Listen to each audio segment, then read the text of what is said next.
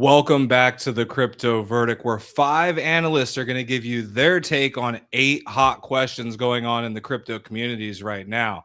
Today, we're going to introduce our 5 guests. They change every single time. So today we have Blackrue, Mr. Shook Focus down there in the bottom corner, your boy Ski, or your boy Sky, if I pronounced it incorrectly. Ski, that's right. I'm Polish. Ski, all right. King Channing and DPG Maximus. How's everyone doing today? And don't forget Crypto Future, aka Rob, hiding in the background. You can't see him, but he is there, folks. How's everyone doing today? Doing great.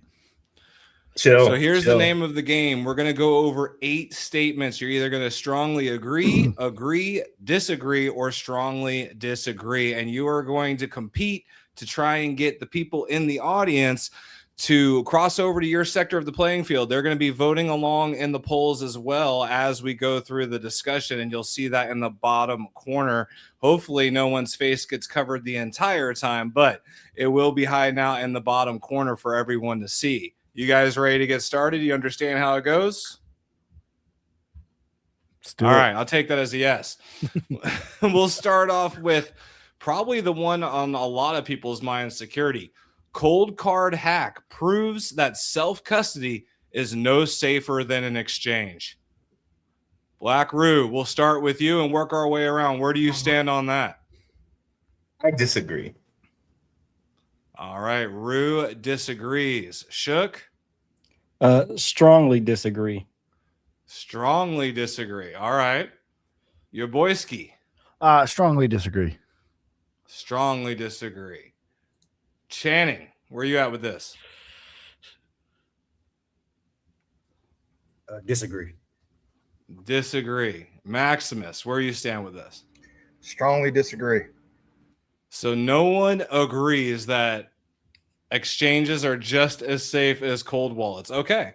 Does anyone have any opinions, thoughts, or takes on the cold card hack in general as far as security and crypto they want to discuss before we move on to the next question? Yeah, I got something for that. You know, I'm old enough, get off my lawn, to remember FTX going to zero, to remember Mt. Gox going to zero. It happens, you know, almost every time, especially when we're purging. Now, I do think there's some nuance to this question, but just to be clear, like for accuracy's sake, it was not the blockchain that was exploited. That's the key, like, nuance. People call it a hack. It wasn't a hack. It wasn't like a brute force hack. It was, the nuance of it is Cold Card had poor software. It wasn't the blockchain that's been exploited. It wasn't the blockchain that's been hacked. It was Cold Card's software. The nuance to it, though, that I do have, where I could make an argument for people that are new to crypto, there is a learning curve.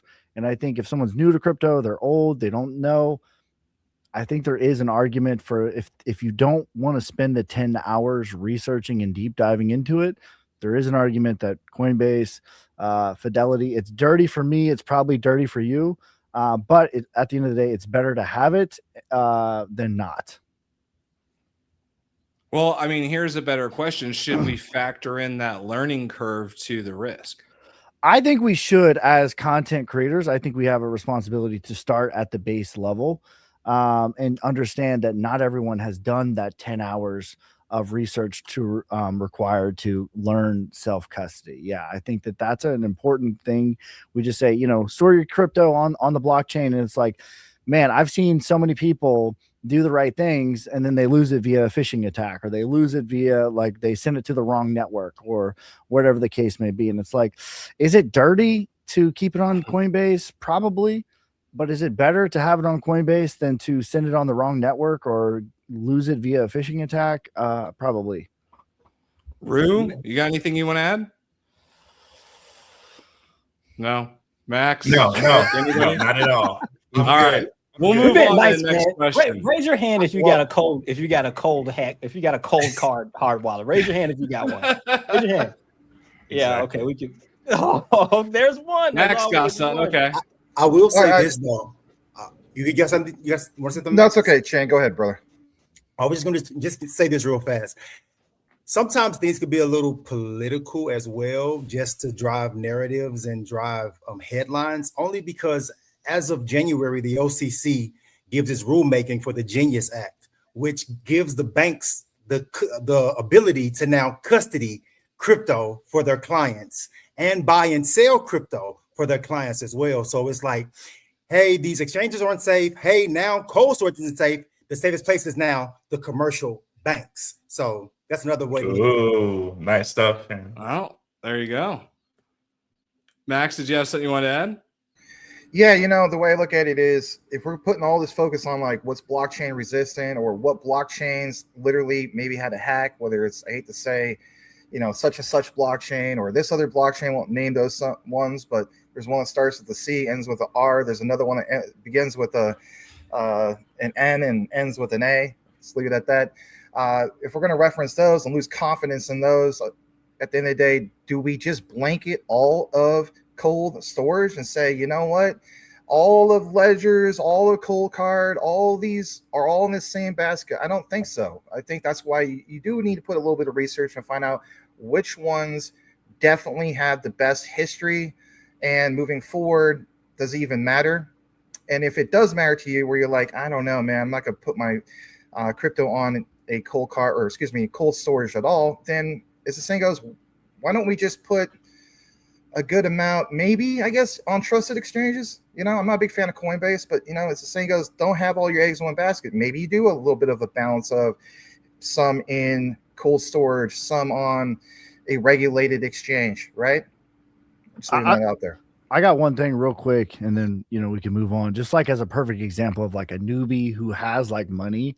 It's like my dad's been investing into the stock market for, you know, decades, right? And I've been trying to onboard him into crypto, and he's had like a general, you know, sort of interest in it, but you know, he does not like the wallet side of things. And then when I told him, I'm like, hey, who's the main brokerage you use? And he's like, oh, Fidelity. I'm like, great. They have FBTC. You could just get the exposure. And for him, it's like, for me, this is dirty. This is a sin. You know what I mean? Right. But for him, he just wants the price appreciation with the asset, and for them to have the custody of it, and he doesn't have to worry about it losing the keys and, you know, all this and that. I think for, you know, there's an argument to be made for a new person who hasn't done 10 hours of research. That probably is the better option, to be honest. You had the best answer of all of us, Yaboyski. Right on. Yeah, that's a great way of looking at it for sure. Perfect. All right. Well, on that note, let's move on to question number 2. Clarity Act delay will move crypto offshores. Blackrue, where are you at with this one? Strongly disagree. Strongly disagree for Mr. Rue. Shook Focus. You're muted. Also strongly disagree. Yaboyski. Strongly disagree. King Channing. You're muted. No, I'm just thinking of the question. It's just a delay and not no passage. Disagree. Disagree. Maximus. I'm with Shanny. I'm gonna go with a disagree, not a strongly disagree. Just a disagree. So no one agreed on this one. Okay. I guess I need to do better at making questions. Let's see here. Well, does anyone have anything they want to add to it? We'll go around the circle just like we started to see if anyone has a point they want to make on why they disagree. Rue, we'll start with you. I strongly disagree with we see all the moves that Franklin Templeton are making. You know, they just became a super validator with Canton.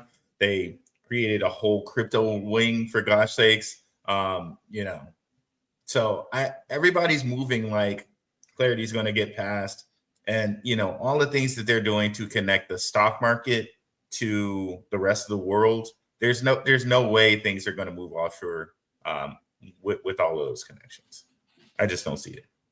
Shook, what do you think? I mean, to me, crypto is global. So in a sense, it's already offshores. Like the question is like almost as if we don't know Ripple's working in Korea, Chain is in Korea, all these different. They're all global. Like, no, I'm not buying it. Yaboyski, you got it. What you got? Okay, so not to be, go into government class here, but I made a video on this. I'm going to give you the short version of it. I actually think that this is more bullish short term for America right now. And I think it's a classic case of the narrative does not really match the reality. And so the reality is, in the legislation of where we're at and where we need to go, we passed the House, we passed the Senate Banking Committee. We're at the Senate. That's where it's at right now. It still would need to go back to the House, back to the Senate, back to the president, then to the CFTC, and then we can start onboarding companies from that. If it fails, I'm just playing it out. If it fails, it actually could be more bullish because we got to think about the SEC and the CFTC. They are both very pro crypto. They're both very much in the same cabinet, and they've already stated that they will just regulate crypto right now in 2026, which will basically effectively skip all of the government steps.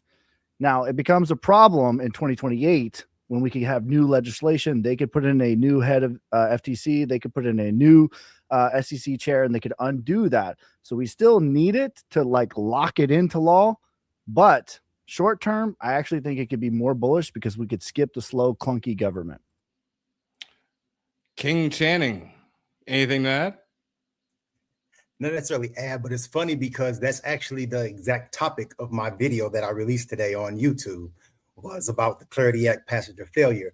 But so to go piggyback off of what he said originally, which was, yes, it's global. And that's kind of sort of what I told my audience was, even if America fails to do this, it doesn't stop the global adoption that's already been cemented with so many partnerships and integrations globally that's happened with all of these distributed technology companies. But then second off, I mentioned that the SEC and the CFTC, both Michael Selick and Paul Atkins, has already started Project Crypto, which is the rulemaking that's going to be put in place after the Clarity Act actually gets put into law. So it's like whether the Clarity Act is there or not, it's going to be rulemaking. But then I also said that it would also probably get overturned as soon as the next administration comes in if they had a difference of opinion. So I said all those things in my video today. So I agree with everything they just said. What about you, Max? Anything to add? Yeah, I'll make it brief. I do think there will be a few particular American companies that will move offshore. It doesn't necessarily incentivize companies that are abroad to want to come into here, though. But that already exists. Think about it. How many companies have you heard say, hey, you know what? I wouldn't mind opening up shop in the United States, but, there is problems with proper regulatory compliance. So I think all this still kind of exists, but we'll have to see the analytics. We'll have to see what the data actually shows coming out of the United States. Right. All right. Well, let's move on to the third question. What? I would say I'll say this one thing too as well. I mean, I don't also see it not passing only because the DTCC that moves trillions, 11 to 20 trillion a day, starts the process of onboarding to blockchain in October. That's why they're saying now, I think they're saying September the 15th, I believe, is the new date of now voting for the Clarity Act. It's no coincidence. I don't see them bringing on trillions of dollars into a non-regulated market, but there you go.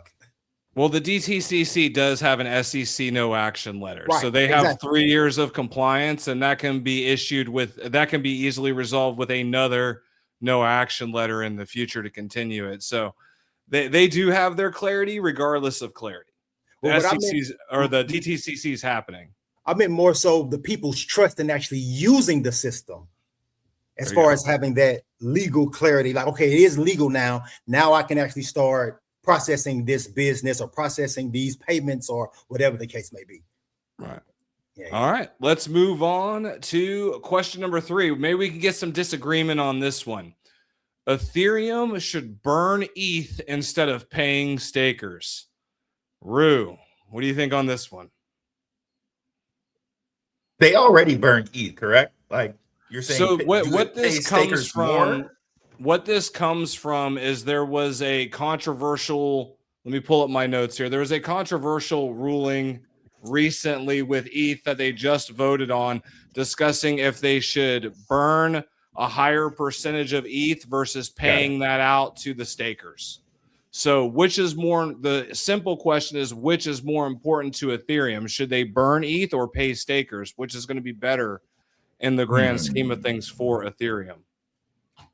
So let's see. I'll so say they should burn ETH instead disagree. of pay stakers. Disagree. Disagree for Rue. Disagree. All right. Shook, where are you at?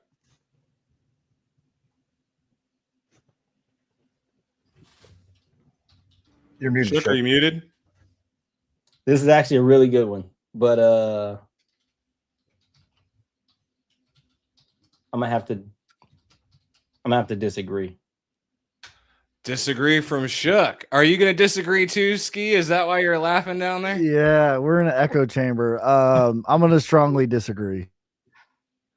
Strongly disagree from your boy Ski. Channing, where are you at? Yeah, I'm going to disagree as well. Solely because, you know, major part of DeFi is gaining the yield. So you're now cutting my yield. What's the purpose of staking my? Anyway, go ahead. Disagree. All right. Disagree from King Channing and Maximus. This one's a piece of cake. Strongly disagree. When you get around to coming to me at the end, I guess, I'll give you my reasons why. It'll be quick, short and simple. All right. Everyone disagrees. Rue, your thoughts? Well, just like Channing echoed there, like why am I gonna stake if you're not gonna give me some reward for it? And if we really think that ETH wants to be a reserve currency in the future, I think we're gonna want you know, to pay the stakers. So. All right. Shook? Really in that same vein, market stabilization. If you start burning Ethereum, we will get some short-term price action, but the stability of DeFi as a whole is something that I would become worried about. Well, I think that's where, let me actually preface this. That's where this question comes from, is the point of diminishing returns for staking on Ethereum. At what point do you start having the point of diminishing returns to where it could actually drive value to the network? When you have 80% of Ethereum staked, is it really helping the network? Yeah, well, I guess what I'm thinking of is we lose that stabilized decentralization by doing that. We need the we need the stakers. The actual governance rule that was proposed, I pulled it back up just for context, was limiting participants to 50% staked, so that once they start staking more than 50%, then they start having essentially diminishing returns. So basically allowing burn beyond 50% stake to help drive both what you guys are discussing as far as stability of the network and scarcity of the token. Yeah, I think there's this is a triple-headed monster here of bad. You know what I mean? So number one, if they did that, it's going to bring away the security of the network, because that's part of the main thing behind the staking. So that's the huge issue right there. So that could cause major price things that are not good at all. Number two is Ethereum's already deflationary with its updates. So it's like, I don't understand what is the gripe that they're talking about. And then number three, if you go from 50% to 30%, not only just take out them being incentivized to do it in the first place, but that's more sell pressure. You know what I mean? It's like the more people that stake, the easier it could have sort of a price, a liquidity squeeze, a short squeeze out of Ethereum, if you will. And you take that away unnecessarily. It's already deflationary. You'd be taking away some of the security risk, and you would cause potentially more sell pressure as well. So I strongly disagree. Mr. Channing. Nothing necessarily to add, but I agree with everything that he just said, because those are all facts. And then the end result would be a flight away from Ethereum and other things that were giving them a return on their money. That's what all of us retail, boils down to. We can talk about security of the networks all we want to, but we want a return on our money. All right, Maximus. What are we going to do? Trade away the main mechanism of Ethereum? Hello? Are we going to all of a sudden change Coke into store-bought Coca-Cola? Give me a break. That is Ethereum's main use case, to say the least. So again, Channing and I cover things like quant. Quant is basically on Ethereum standard. It's always labeled as a ERC20 token. So Ethereum has solidified itself on security. You take that away basically by doing this different type of thing. I mean, think about that in itself. I mean, this will trade functional security for, oh, we're now scarce. I mean, yeah, to me, it's just a no-brainer. If you know Ethereum, this is a no-brainer. So you think they're gonna? So you all think they're gonna vote it down? Yeah, I hope they right? do. Because like everything is built on Ethereum and crypto. Right. I hope they do. This question comes from. This isn't me saying, "Oh, burn tokens is the way." Like this is an actual proposal that they're discussing right now. When you are a cruise ship, you have to move slowly. If you're a speedboat, you can maneuver in and out. If you're a cruise ship, you have to make slow, methodical changes, and you have to plan ahead for decades. And they should think very long and very hard about making any major changes, for sure. Or they might turn around and be the Titanic. Question number 4. Let's move on to something fun here. DC dominates Marvel. Rue, where are you at with this one? I vehemently disagree. I strongly disagree with that. All right. Shook, where are you at with this one? DC dominates Marvel. Literally, just Incredible Hulk, the strongly disagree button. Like, break it. Your boyski. Are All right, you so with DC or Marvel? Let me ask a clarifying question. Are we talking entertainment, money generated, or are we talking about the stronger characters? We're talking about your personal opinion of the overall characters, the stories, the characters, the universes, all of it. Okay. Not necessarily how much money they make, because Warner Brothers sucks. Okay. If the question was stronger characters, I'd say DC, but the better characters, the better stories, it would definitely be Marvel all the way. So I strongly agree. All right, Channing. Marvel. Yeah, I disagree with that. Strongly disagree. Yeah. Everyone loves Marvel. Max, are you DC or Marvel? You know, I used to really care about all comics and all that when I was many years ago. In recent years, I could care less, but I do agree. I strongly disagree. Yeah, I strongly disagree with that. Everyone strongly disagrees. Well, then there's only one easy way to go around the room on this one, then, since I'm obviously out of the loop here, because I would say DC, but we're not doing me today. Rue, what's your favorite superhero? Wolverine. No question, hands down. Shook, favorite superhero? Man, Marvel. Top of mind. Doesn't have to be Marvel. Top of mind. You got me thinking Marvel. I got to go Nightcrawler. You boys, I should have asked this question, then drop the DC Marvel question, because I know some of y'all are thinking DC characters. For me, it's Batman. It's got to be Batman. You know what I mean? Oh, not Batman, bro. Oh. That's not even my DC pick. I love the joke where it's like, if Batman has enough prep time, he can do it. His superpower is being filthy rich. Channing. 100%. I honestly really don't have one. That's such a cop out. Max, where are you at? You're not gonna like it, because I have one that's not either DC or Marvel, and it's Dick Tracy, believe it or not. Oh, okay. I'm a big fan of Dick Tracy. Anyway, I would say, I mean, I love it. I love it because I do love Dick Tracy. Who did? Never mind. I won't go there. But nonetheless, I was saying superhero. Dick Tracy's just a detective. I know, but you know, if you're gonna be technical, I mean, is Batman truly a superhero? He's a Caped Crusader. Maybe that should have been the question, right? Anyway, he kicked Superman's butt. Anyway, on to number 5. But did he though? Bro. Did he? The prep time. Yeah, but I mean, in all fairness, with their superpowers or their powers, would he?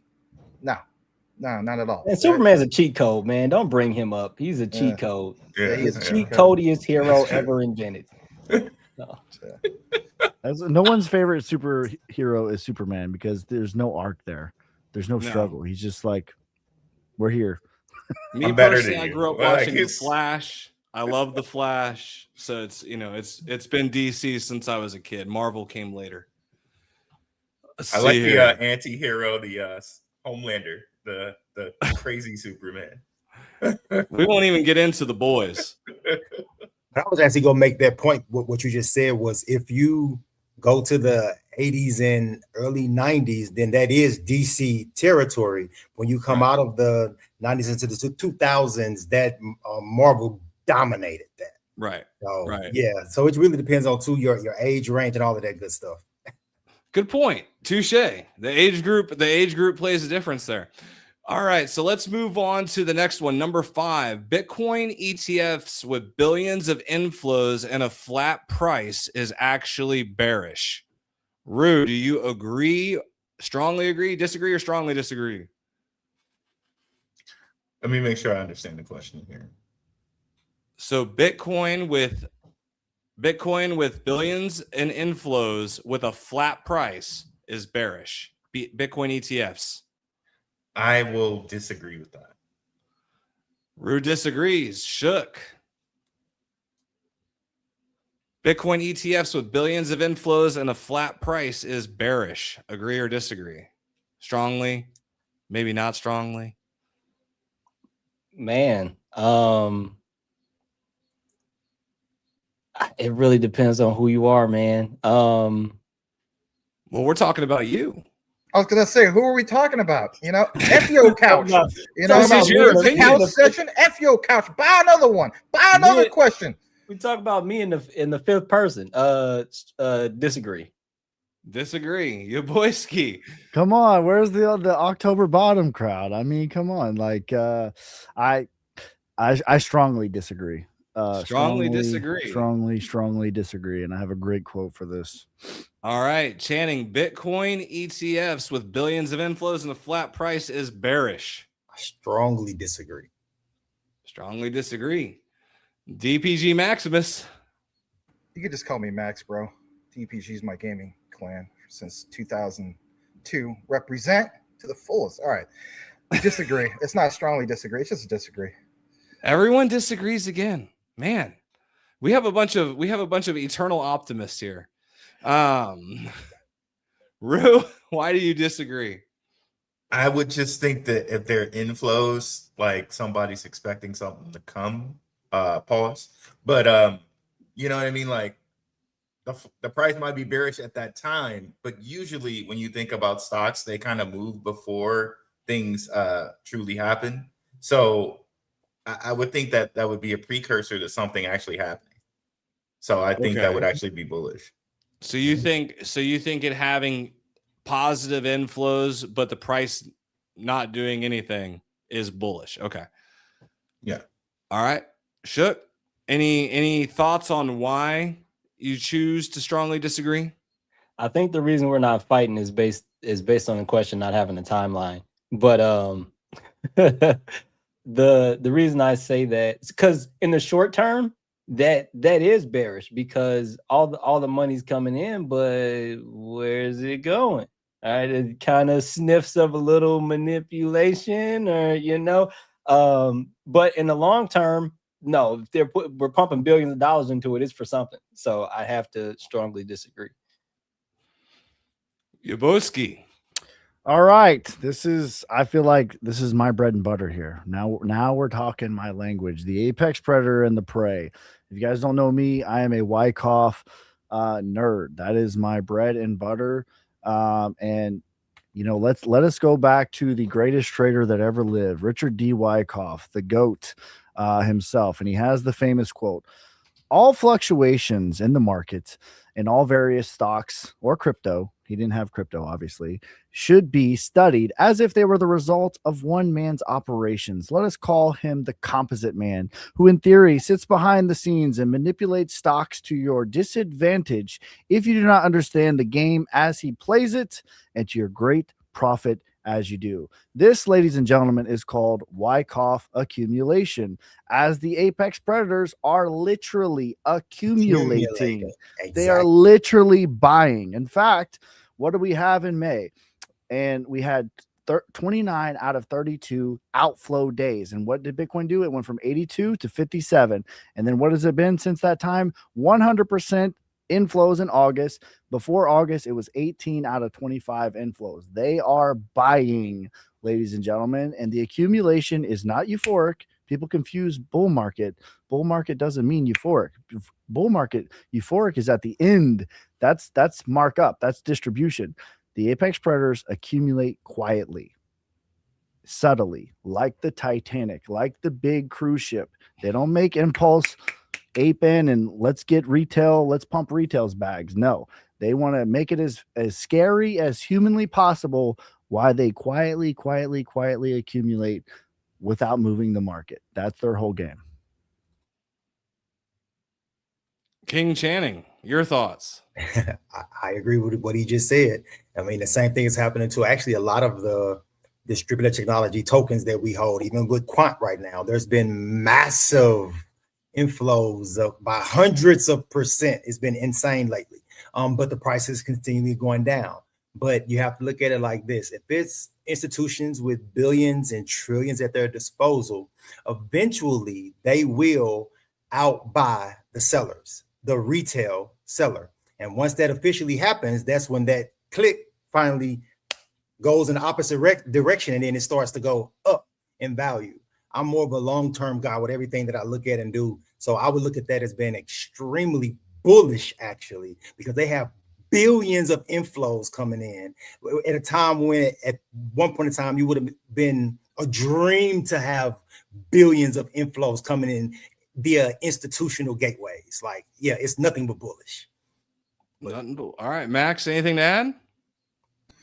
This is going to tick people off because I see someone in the comments. They're like, come on, man, say something, be the opposite. But I got to be honest with you guys. No, I don't really have much to add there. Shane basically took it away. But when we get some of these other questions, I'll definitely have some of the strongly agree, strongly disagrees. But yeah, I'm willing to move on. I definitely teed some up for later. But, and also, too, so people understand the mechanical element of ETFs as well. Just because shares are being bought and sold does not mean Bitcoin is being bought and sold. New Bitcoin is not purchased, or new tokens of any ETF are not purchased until new shares need to be created to support those tokens. So just because something is having inflows, that means they have idle shares if they're not out buying more Bitcoin.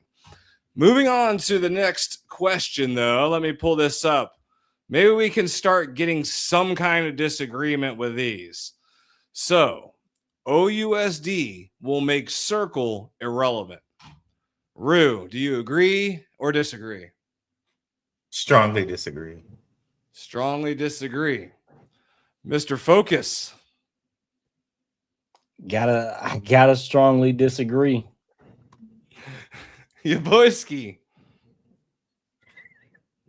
I don't have strong opinions about this.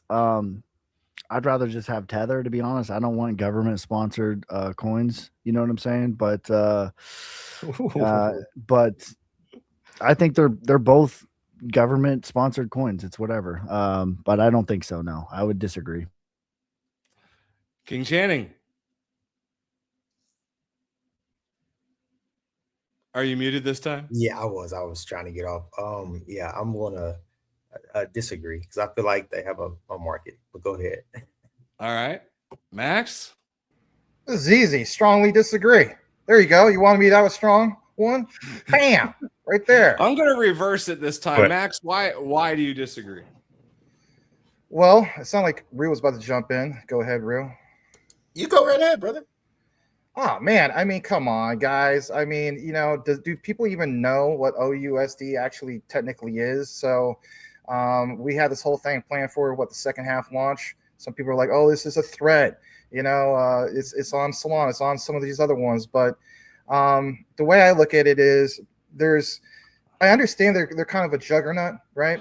They have 140, 150, something like that. Who's counting, right? You got your MasterCards, your Visas, your Coinbases, your Googles, all this other stuff. But I do think there's key differences. I don't think it's exactly like, oh, this is the stable coin that's going to change everything. It's going to set it apart from the rest. I understand the strengths. I don't want to make a deep dive on it. But, yeah, I mean, if I'm going to talk about Ripple being dominant when it comes to in the future liquidity with on-demand liquidity, well, I think you have a different animal here. And what I mean by that is, like, when we talk about liquidity, network liquidity, that in itself, that's hard to displace, right? So when we look at like USDC, that does definitely have real true on-chain liquidity, right? And lots of it. They have a lot of pairings. I think they still rank second, obviously, to USDT, whether we like Tether or not, right? But, and notice what I said, but you have to keep in mind it's the integrations, okay? And I think it was Yaboyski mentioned, was it DeFi, or you didn't like the, or you're not against the government ones, but we don't see enough evidence, right? This is not a DTCC moment. You don't see enough evidence where it's like, oh, all of a sudden all these partners are abandoning Circle and they're jumping ship over to OUSD. If that's the case, and it is, then do you see that? Just again, back to your question, no. I think you're going to see this maybe possibly in the realm of Circle, but is it going to displace it? Is it just going to be dominant? No, I don't see that. The market supports obviously multiplies here, and it's not basically a zero-sum game. And if you take that into account, I don't think that this one is just going to be the one that's going to make Circle irrelevant. That's a powerful statement. I can see why you threw that out there. No, I don't see that. Do I see it maybe in a top 3, top 5 stablecoin? Sure. Okay. Well, let's put it this way then. Here's a better alternate question, Max. Top 3 stable coins in 2030. Boy, I don't know, man. I mean, I'm gonna stick to my guns. I'm gonna say maybe 4, maybe 5. 4 is really pushing it. Anyway. So who's the top 3 though? I'm still gonna have to go with Tether. I'm still gonna have to go with Circle, and believe it or not, I think, and Rue can attest to this, and I know, shout out to Big Rob in the background, I think that this thing of regulated Tether with USAT is just sitting in the background for no reason. So do we just dismiss that? I don't think we dismiss that. I think that was created for a reason. I don't know if I go that far, man. I'm sticking to my guns on that. All right, Rue, top 3 stable coins in 2030. Can I get 5? I'll get 5. Tether, of course, like brother over there was saying, with regulated Tether being in the background, Circle, and then RLUSD. And then if I were to pick the 2 after that, I'd say, of course, Trump's USD1, and then the one that Robinhood's using, which is, I believe, USDG, which is a Paxos one. So, all right, Shook, top 3 stable coins. You're muted, buddy. I'm gonna be so bland with this one. USDC, Tether, US. I don't really know what USAT is intended for yet, so I'm still going with USDT. I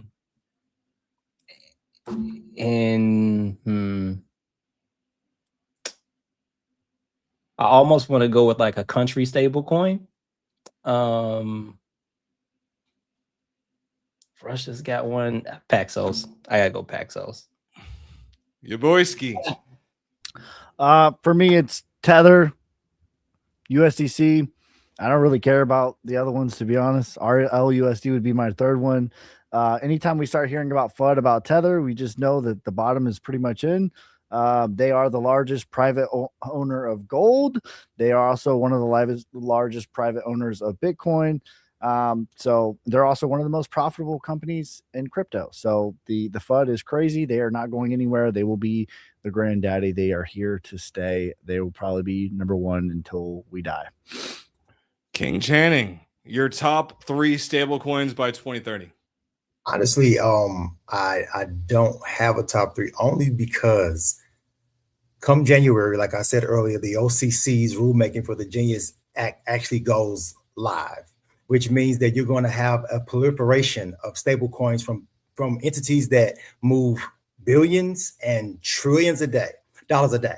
It's no coincidence that Treasury Secretary Scott Bessent is calling for now $3 trillion in stablecoin volume by 2030, 2031.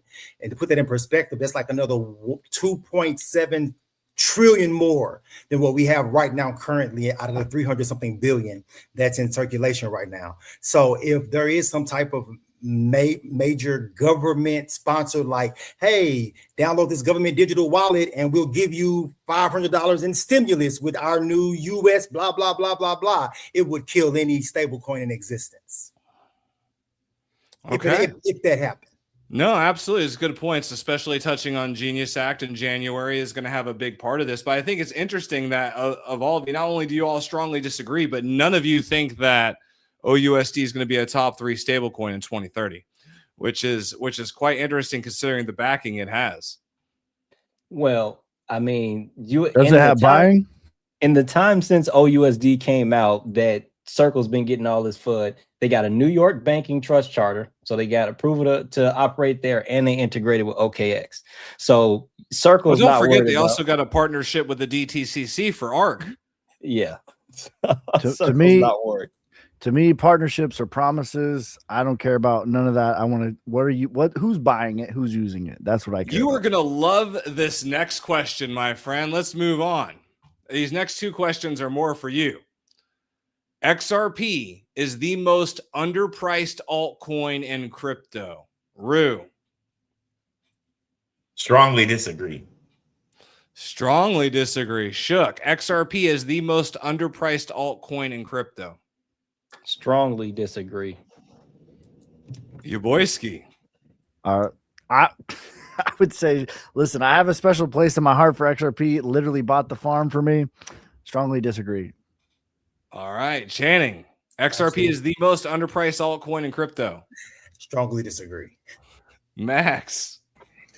This is such a double-edged sword question, and you all know it. Every single one of you guys, even you, Yaboyski, who's new here. Shout out to you. Anyway, I mean, again, it's like if we're talking long-term, or are we talking about, is the question literally right now? Like on my watch list right now, this is the most underpriced one. Your opinion, your take. It's however you interpret the statement. You and Crux must have got together on this one and said, no, actually, I take full credit for these lame questions that got no action whatsoever. I thought we would have some more disagreements somewhere along the line. Long term, if it's long term, I'm going to strongly agree it's the most underpriced altcoin. If it's right now and people are like, well, you know, what's it going to do in the next month or so, then I would say, okay, there's other ones on my watch list where these are the ones that are on sale. Again, hence why you have a portfolio, why you have a watch list. Let's add some context, okay? Let's add some context. It's 2035. You're looking back at 2026.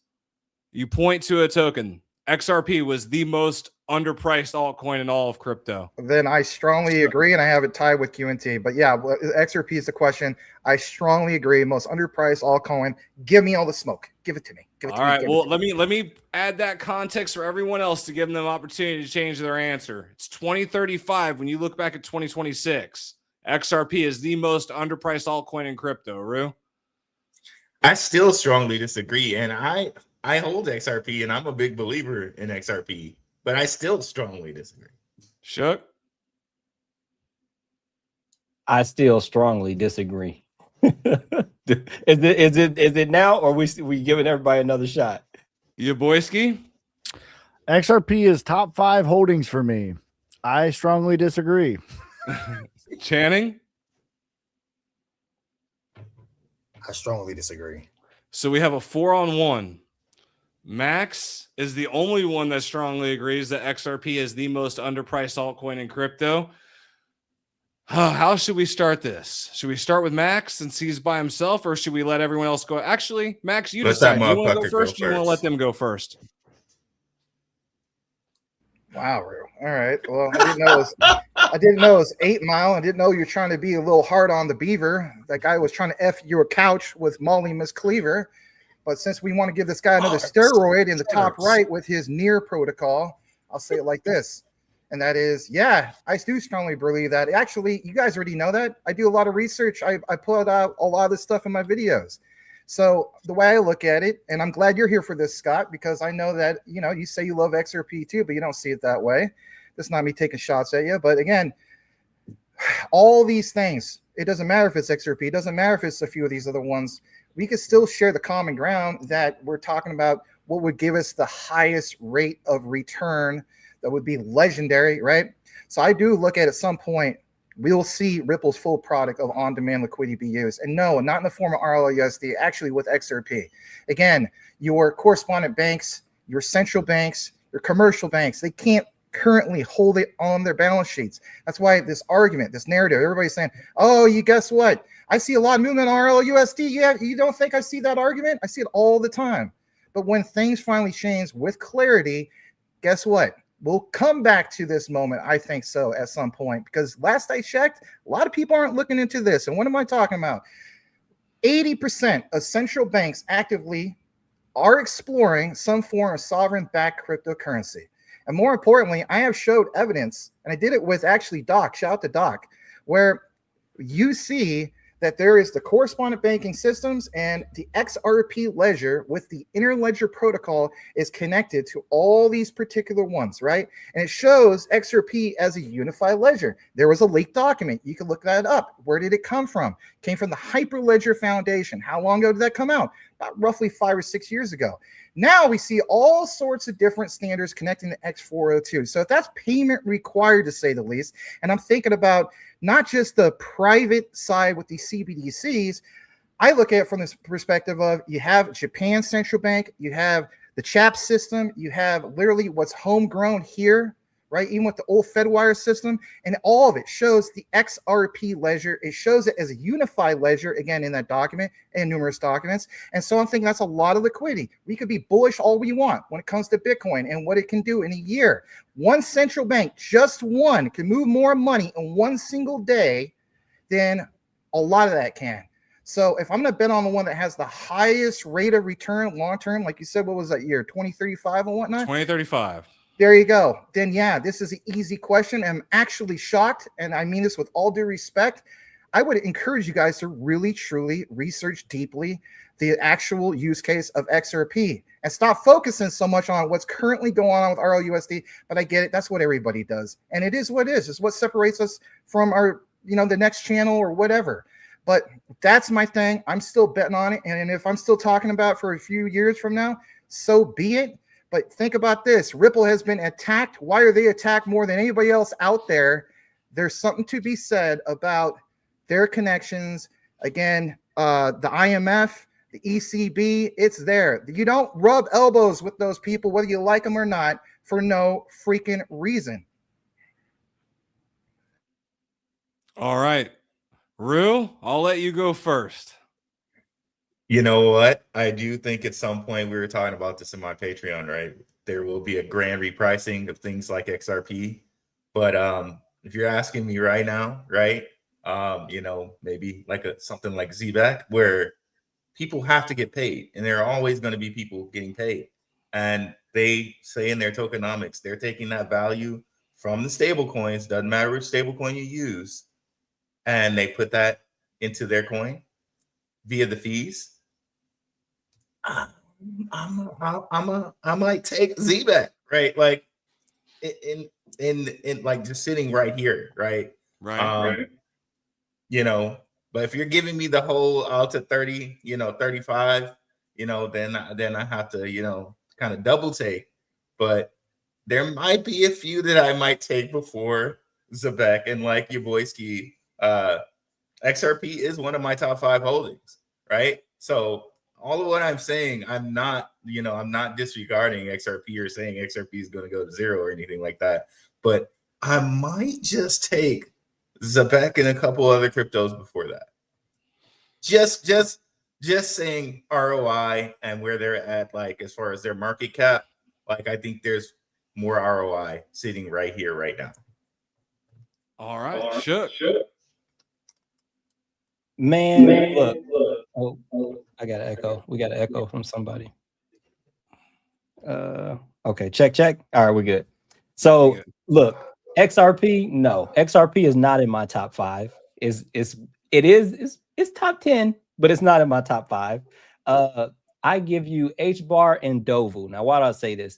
Because XRP has been fighting to keep control of this payment space since the beginning of time, and we continue to get more and more payments cryptos that come out and take market share from XRP. When you look at HBAR and Dovu, let's talk about the carbon credit market right now is $1 trillion market. By 2035, it's expected to be 5 to 20 trillion. Name another chain outside of HBAR who stole the reins from Polygon in that space that is dominating their own field the way that they are. And then Max spoke about X402. HBAR is auditing AI for NVIDIA, which so many different companies are now trying to build their AI chips on top of. Give me HBAR hand over fist over XRP. Your boyski, what you got for us? All right. I'm gonna listen, I try to be humble here. But it makes my point, so I gotta brag. Okay. I just gotta brag. All right. Theorized gains are awesome, but you know what else is better than theorized gains? Realized gains. If you look up your boy Ski, I sold XRP and bought land. When did I upload that video? I'll just tell you. January 25th, 2025. And the XRP army will tell you that market cap does not matter. But where did I get the price of $3.33? I got it from the market cap because that's the 1618. So I think XRP is going to be fine. $5, $8, $12. Those are my targets based on the market cap. And I know the XRP army will tell you that that doesn't matter because blah, blah, blah. And if we do a backflip and jump on our ferries, then market cap doesn't matter if I close my eyes and spin around 3 times and don't forget it. All right. And you go, woo, woo. But check it out. Big Rob knows what I'm about to say. We talked about this on our podcast, but I have been a public huge hater of Ethereum. Okay. Because they took away my cush lifestyle because I was mining Ethereum and making $10,000 a month and you couldn't tell me nothing. So I've been a hater of Ethereum. Okay. But what did me and Big Rob talk about was the retrace rally. Okay. And I would say that retrace rally is something that I teach. And that's basically what 2017 was for XRP. It's what 2019 was for Bitcoin. And it's like a half rally. Okay. It's like a half rally, not a full rally, not a full parabolic rally. I think Ethereum did that structurally in 2024, 2025. And especially if you measure Ethereum and Bitcoin, all of 2024 was just a retrace rally. I think it's going to outperform Bitcoin vastly. I think, HBAR is a good candidate. I think Solana is a good candidate, but just Ethereum alone, just because XRP went into price discovery, Ethereum did not. I think the pendulum has swung fully back the other way, and we're going to see all the quants and all the unis and all the things built on Ethereum. They're going to have their day in court. I have reasonable targets for XRP. It's better to realize gains than theorize the gains always.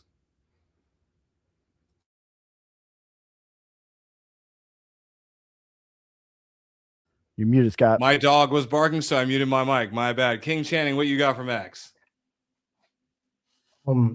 So I want to say also HBAR is one of the ones that I will say, but of course, what my whole premise is quant, and this is the reason why I say that. As far as when we look back from 2035 to today, right now, correct me if I'm wrong on this, but QNT is probably one of the only cryptos in the space not to be in testing, not to be in beta, not to be in proof of concept, but to have a live deployment, building out the entirety of the UK's financial system with every commercial bank in the UK, every mortgage that's getting ready to flow through those commercial banks, and the bond settlement with the Central Security Depository of the country. This is live active trials that start now, and it's supposed to go into live and in production Q1 of 2027, meaning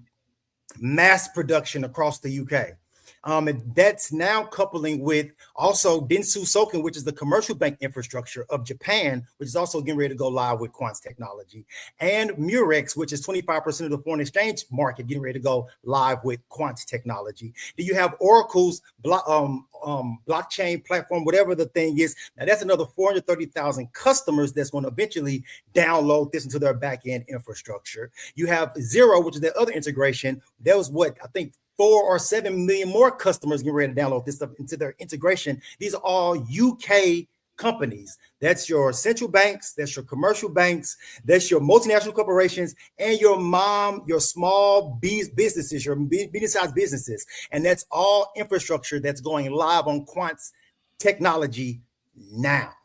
So that's why I say they're the most underpriced in right now, looking back, because that's just one economy of multiple getting ready to go live with their technology.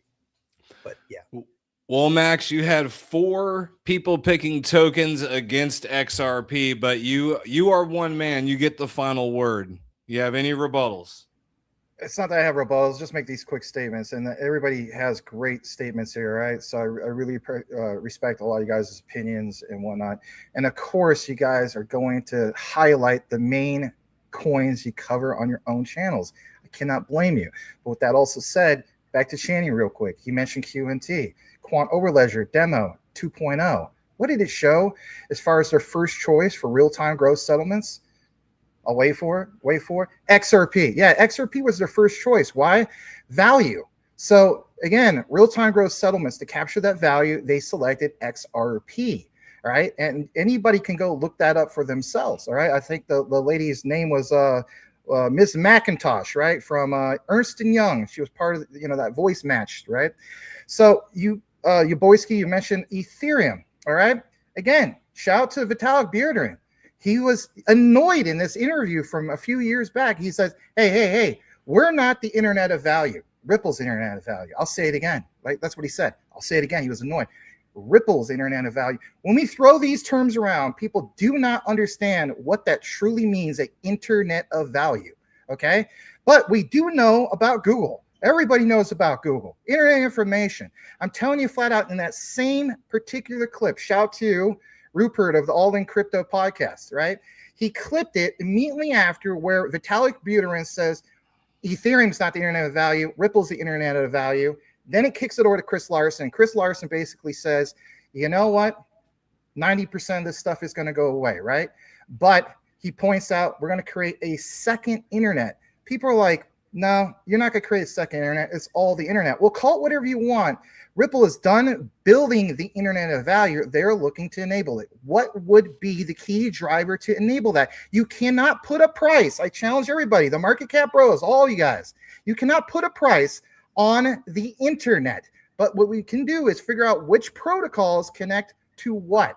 I understand it's not going to be one that's going to win. But if I'm going to debate you guys on this, which apparently we are, I would challenge everybody just to at least do this. Fact check me and look up James Wallace's quote. Look up the thing from Ripple on the insights about how the CBDC private ledger, you heard me right, is designed for issuing currencies with over 5,400 of those currencies issued on the XRPL over the past 8 years. And it includes the native asset XRP, not RLUSD. XRP can be leveraged as a neutral bridge asset for frictionless value between CBDCs and other currencies. So again, when you see people like Verson and Black Swan Capitalist, his brother, right? Shout out to Vandell. They mentioned specifically, and I'll wrap this up, that we have seen these glitches on what's the actual price of XRP on the private side. Why is that? Because they're already connected to some of these things like Zenguin. Do you guys even know what Zenguin is? Again, we're talking about some of these correspondent systems that sit in the background, just like how we have Fedwire. Japan has their own thing. China has their own thing. UK, Chaps, I believe. We have the Euro system. We have so many things that are old dormant systems that may not seem like it has a lot of value or a lot of volume.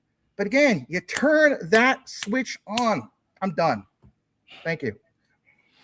All right. Well, no one was able to convince the audience. We are completely split across the board. So we'll have to have Rob visit this when we get done. But it's really, really good that you all discuss so many different things in regards to stable coins, in regards to different projects, in regards to clarity, as far as setting up for this final question. So even Ripple's biggest ally doesn't need XRP. Some context for this: SBI just announced Project Masubi on a different blockchain, not with Ripple, not with XRPL, using only stable coins for cross-border payments from Japanese yen and Korean won to USDC. Is this a problem for Ripple? Even Ripple's biggest ally is showing they don't need XRP or the XRPL for cross-border payments. Rue? I'll disagree. Shook focus. Strongly disagree. Yaboyski. I would disagree. I agree, maybe. I'm neutral on this one.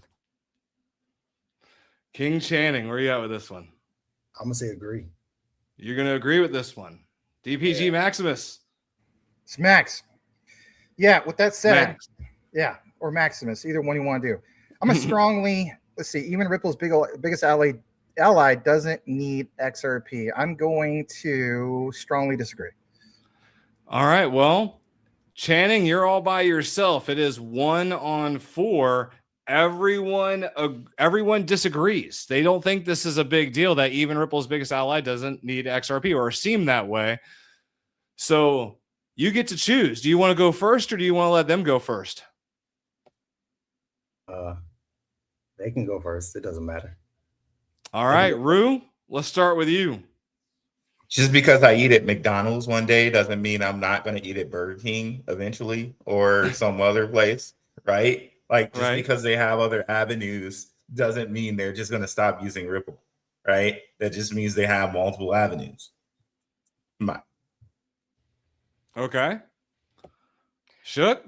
Same. I'm in line. Kind of what Rue said, but the other thing too is, if none of Ripple's partners need XRP, then every payment crypto is in trouble. But also, I'm not going to do the McDonald's thing like Rue did, but yeah, I strongly disagree. Yaboyski. Yeah, I'm gonna just, my biggest issue in crypto space is, did we all freeze? Can you hear me? We're back. All right. One of my biggest issues I have two main issues in the crypto space, and I held up 4 fingers. Number one, the maxis of any coin, it doesn't matter. We live in this weird totalitarian universe where it's like, for my coin to succeed, I need everything to die, 1984 style. And it's like, I don't want to live in that world. And in proper free market capitalism, not government sponsored capitalism, the market's going to decide what they want. Okay. And, and my other biggest issue is price equals supply plus demand, supply of the token and the demand of them buying more than they're selling. It doesn't matter if a coin is curing cancer, helping Santa Claus deliver to the Easter Bunny. It doesn't matter what they do. Fart coin went to $1 billion. Price equals supply of them buying more than they're selling. That is it. Okay. All right. Let's see here. Maximus, you strongly disagreed, right? Saying even Ripple's biggest ally doesn't need XRP. Yeah, I mean, see, even Ripple's biggest ally doesn't need XRP. Yeah, I would strongly disagree with that. I mean, again, I realize it's not just one, it's many, but at the same time, I look at like, I know that's kind of a loaded question, right? Sorry, I was thinking about some of what you guys were stating, but yeah, I kind of look at like even. And again, I hold Canton. I still hold a little bit of Link, not a lot, but I still hold a little bit of Link. I still look at the ones. It's like, are those ones I just mentioned? Are they going to be the ones they're going to solve? Like, are they going to get rid of the pre-funded accounts, the Nostro accounts? I'm sorry, you're not going to do that with Canton. You're not going to do that with Chainlink. But at the same time, you are going to do that with the Ripple product. Now, some people are going to state, yeah, currently with an option on RLUSD. Again, back to the previous question that we just went on a tangent about. But I do believe it's not a one, like, you know, a one project world. It is a, you know, shout out to Big Rob in the background. It is a multiverse world. We do see the use cases of a lot of this, right? So I will give a shout out to like a Canton where, you know, it's complementary. You got you definitely, you know, privacy is a big thing. We just talked about some central banks. So with that said, yeah, even the biggest ally doesn't necessarily need that, but there is times that they will. So for liquidity, it's kind of a double-edged sword. For liquidity, I would definitely say who above all these projects, or a lot of them, would dominate, or not dominate, but stand out when it comes to capturing value and in the form of liquidity. So is it, you know, is there anything else out there with, I mean, is there anything else out there other than XRP that would stand out for like an on-demand liquidity? Well, yeah, I did a video 2 or 3 months ago, excuse me. Stellar has their own form of an ODL for the retail side of things. Literally put that in the thumbnail, and that's a real thing. But yeah, I'm going to stick to my guns on that. I know that, to me, that question is a very, you guys always do this, man. It's like a double-edged sword. It is a double-edged sword. I mean, they're kind of supposed to be. They're supposed to stir debate and conflict, right? That's kind of the idea of the statements. But Channing, you got to hear what everyone had to say. You're over there taking notes. You are ready to go. I can see it. Let them have it. What do you got? I was actually looking for something. Out of Brad Garlinghouse's mouth himself, I was looking for it, but I couldn't find the video in time. But he said it himself. XRP is one of the cryptos or tokens or, you know, whatever that Ripple can use. So doesn't mean that all of their clients have to use XRP. It's one of the tokens that they can use in the process of using Ripple's technology. So, and that's out of his own mouth himself. So that's why I said that the biggest ally does not need to use XRP, but they can still utilize Ripple's technology. All right. Well, the majority of the audience strongly disagrees. The origin of this question came from the fact that SBI created cross-border payments only using stable coins, right? No need for a bridge asset. That was the issue. So we had not a lot of disagreements. We had 2 disagreements, and on that one main disagreement we had was as far as XRP, the most underpriced altcoin, it actually came into a 50-50 tie. So that means we need Rob to come in and give us the final verdict. What do you got for us, Rob?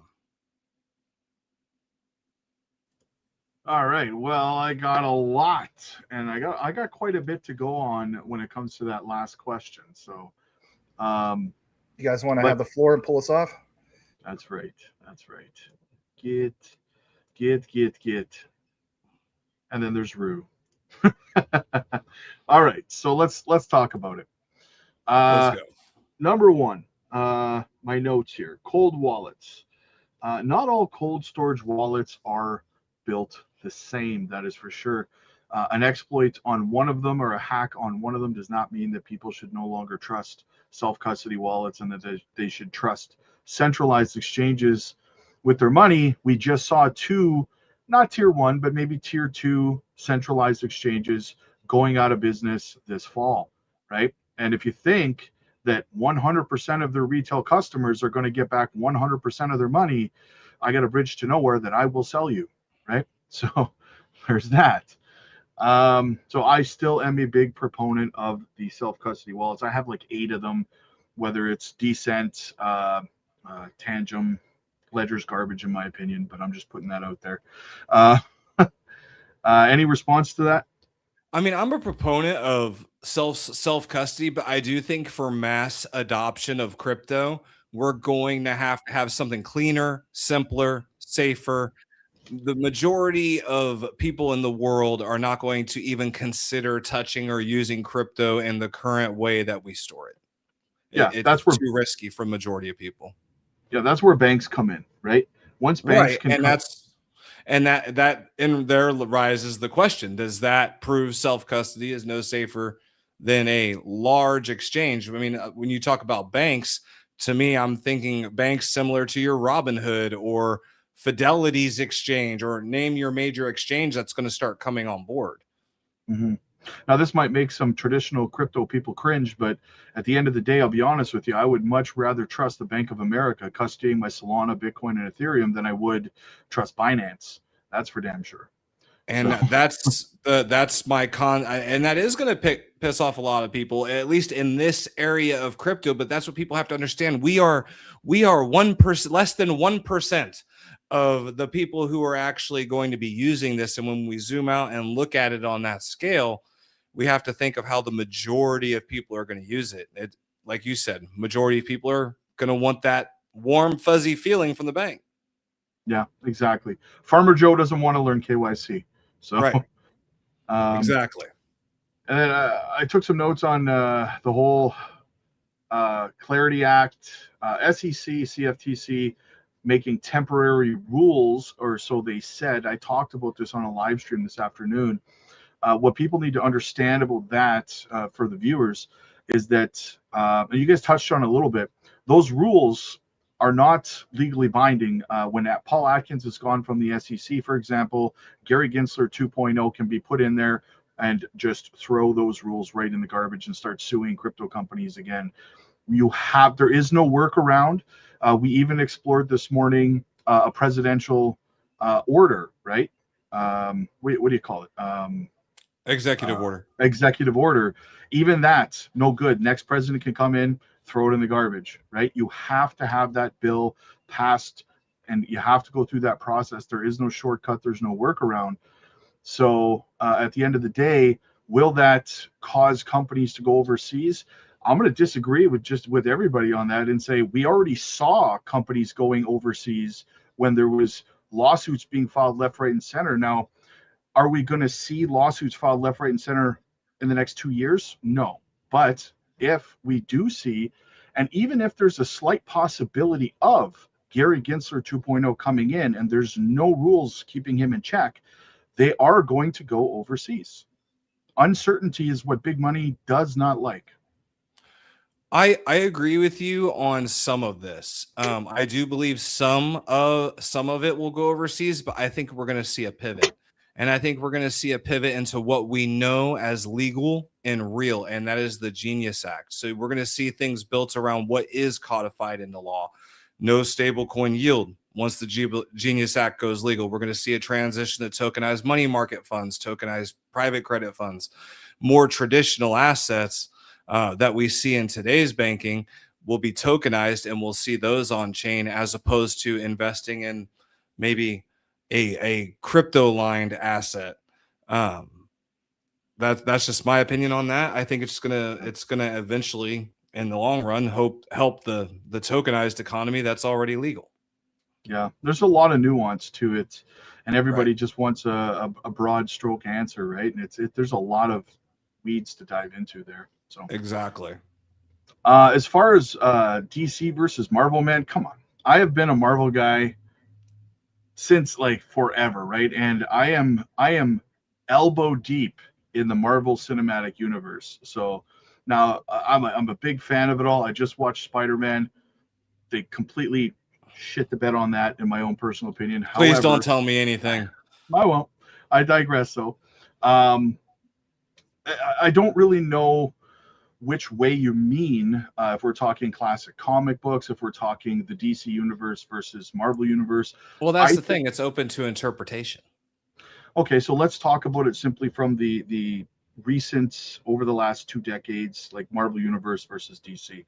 I think it would be a lot closer if DC and Warner Brothers, right, got their stuff together and started focusing like Marvel has been doing for 2 decades. I mean, it is insane the way they string together 10 years worth of storyline across 30 to 40 different movies to bring you to a climax of a storyline 10 years down the road and keep people interested at the same time. That is insane. Right. And DC just keeps going, well, we're going to, scrap all the actors and start over again. Right. Right. Well, And I'll agree with this. Marvel, as far as the cinematic universe over the last 15, 20 years, whatever you want to call it, has dominated the box office and in popularity. There's no question, but I think it does. It's very particular to what they said. It's era driven, right? So if you grew up in the 80s and 90s, it was DC, it was Batman, it was the Flash, it was name your person, but. I think that the reason that DC is getting their asses kicked by Marvel right now is because, like I just said, you saw 10 years worth of movies leading up to, like, most characters, Spider-Man, whomever, Iron Man, Captain America, had like trilogies out before they finally got to the apex of the storyline and had an actual Avengers movie. Whereas DC just had like 2 movies and then threw a Justice League movie in there, right? And the characters, there's no like coordination between the characters. It's just sloppy, and that's, well, if we're looking at it from that point, I think that's era driven. I think that whoever made, I can't remember who made that point, but whoever made that point, that was spot on. XRP undervalued. I like XRP. I held XRP, and most of you guys know, 7 years and some change, all through the lawsuit. That was DCA time, baby. Made a lot of money. Still hold some XRP. But man, undervalued. I think it's right now, because it's a bear market, it's undervalued. But in terms of against the rest of the market, I think it's kind of fairly valued, given where everything else is as well, right? I don't think that XRP, I think XRP is going to give great returns. It's a great blue chip to have in a portfolio. I don't think it's going to hit these $500, $800, $1,000 prices that people think that it's going to hit. And if that's what we're talking about when we're referring to undervalued, I don't ever see that being the case. It's would have to have a higher market cap than Bitcoin, like 4 times over. Well, my thing is how can we look at this? How can we genuinely look at it as far as, are we looking at it, as far as multiples of its burn? Are we looking at multiples of its revenue? Are we looking at, how are we judging how underpriced one of these assets are? And the only way you can look at it basically right now is based on opinion. There's no one set way to define these assets. The closest thing we have is the guidance for the S&P 18. And if we look at that, they look at revenue multiples, and if that's the case, then XRP is one of the most overpriced assets. So it really depends on what you're using to gauge it, but I would disagree. I don't believe it's the most underpriced asset by a long shot. It just depends on how you're defining to gauge it, and the only thing we have to go off of right now is opinions and the S&P 18. And both of mine say it's overvalued. Well, that kind of segues into the last question there that I had notes on, and that is, of course, Ripple's biggest allies on whether they require XRP or not. Surprisingly, it's actually 50-50, as boring as that is. Wow. I was looking at their top 10 allies, and number 1, SBI Holdings requires the use of XRP. Santander does not. MasterCard partially does, so we'll count it as a yes, right? Is that fair? We'll count it as a yes? Sure. Partially. BNY Mellon does not require it. Standard Chartered does not. Bitso does require it. Triangelo does require it. CIBC does not. PNC Bank does not. And CM Commercial Bank does as well. So it's actually 5-5. So it's actually kind of split. Now, for me personally, I feel like they should make a bigger push, and I'm sure they probably are, to make it so that more of their biggest allies require it, instead of it kind of being optional to use it. Find a way to, I'm not saying they're not trying to, obviously they probably are, but can they force the issue though? I mean, if they try to force someone into it, they can easily just pick up their toys and go somewhere else, right? Well, not necessarily forcing a company to, but finding a way to manipulate the situation or the use case of XRP to kind of incorporate it in a way that you're forcing them without being forceful. It's just part of the utility of the coin, so to speak. You know, if that makes sense. Well, let me ask you this question, Rob. Let me ask you this question. One of the biggest, the two arguments for value accrual for XRP are burning of XRP or being used as a liquidity bridge, right? Can we agree on that? Yeah. And the reason this question came up is because SBI created a platform on another network using only stable coins for cross-border payments. Mm-hmm. So if XRP is not needed as a liquidity bridge for cross-border payments, if the stable coins are enough, is that a concern for XRP? That's more of the question. Absolutely. And I think that this all goes back for me. Whenever it comes to XRP, the conversation always seems to go back to the SEC, right?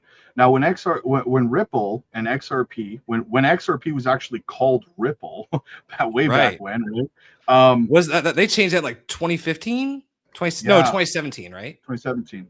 They didn't have any competition in the space in terms of cross-border payments and all that kind of stuff.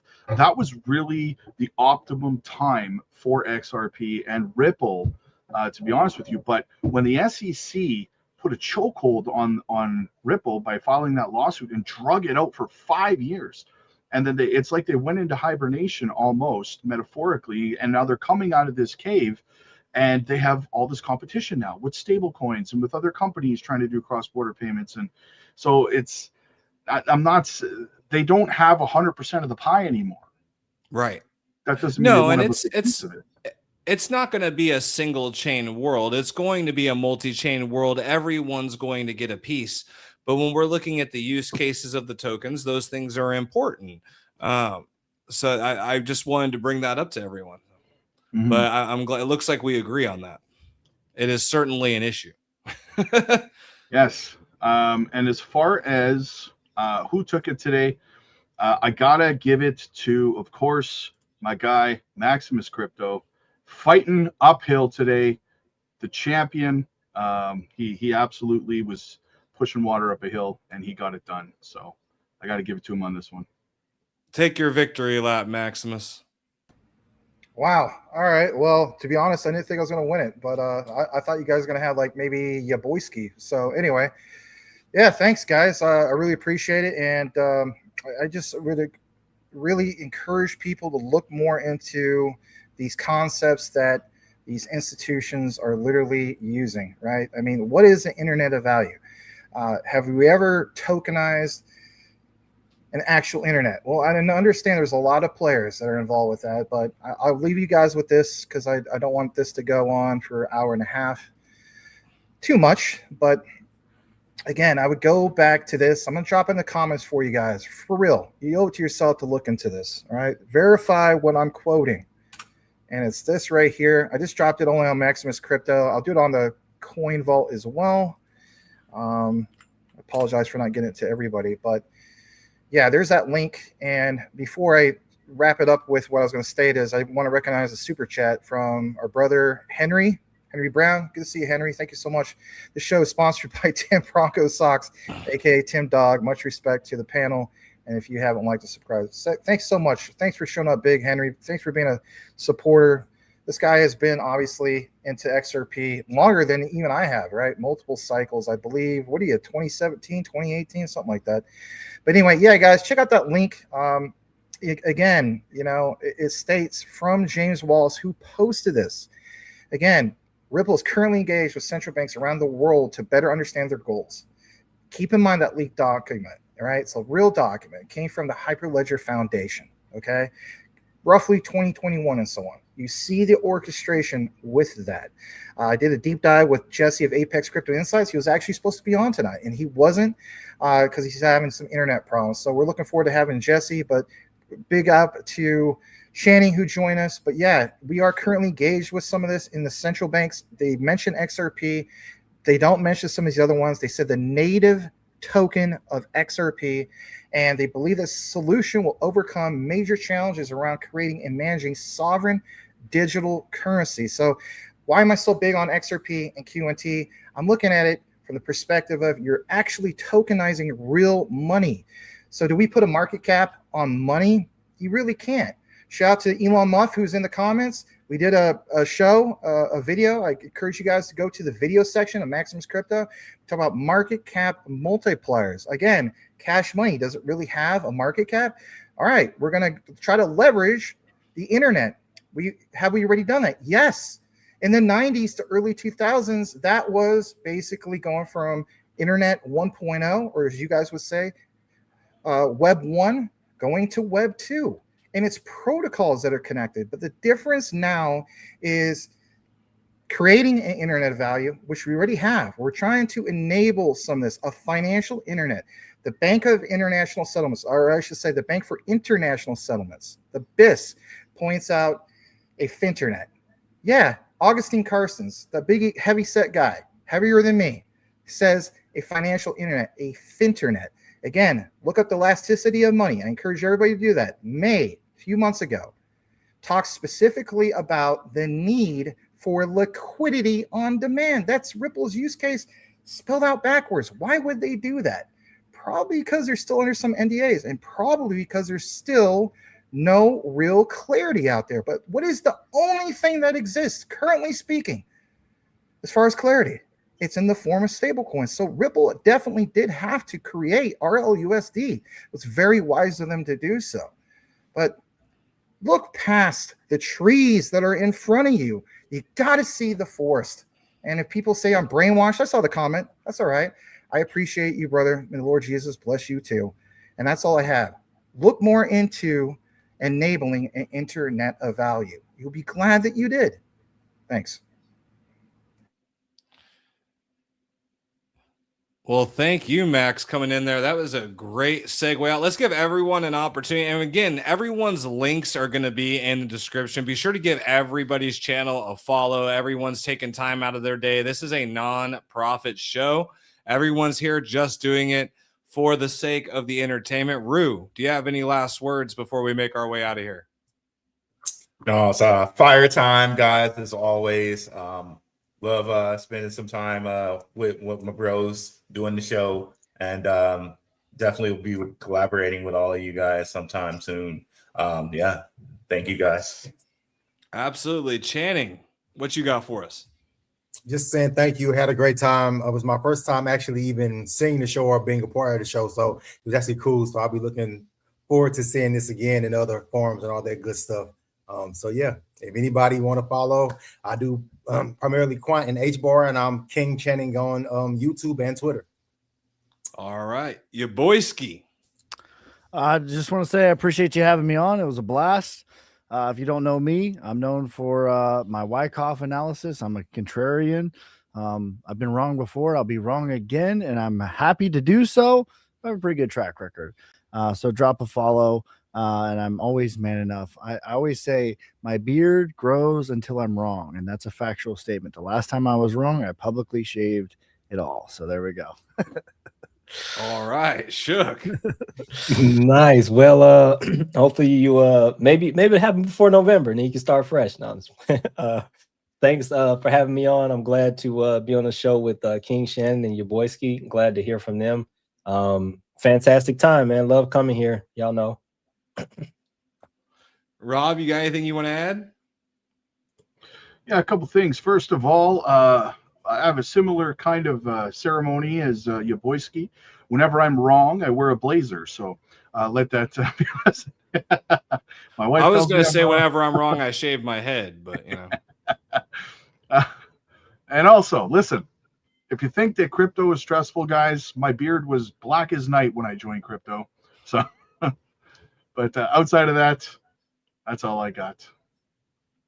Well, guys, again, we're going to be here Thursday with a new panel, new questions, and a new host. We do this 2 times a week. We try to mix it up and get different thoughts, different opinions, different content creators to give you unique takes on your favorite topics. We appreciate every single one of you for being here tonight, and we'll see you on Thursday. Peace. God bless. God bless, guys. Peace.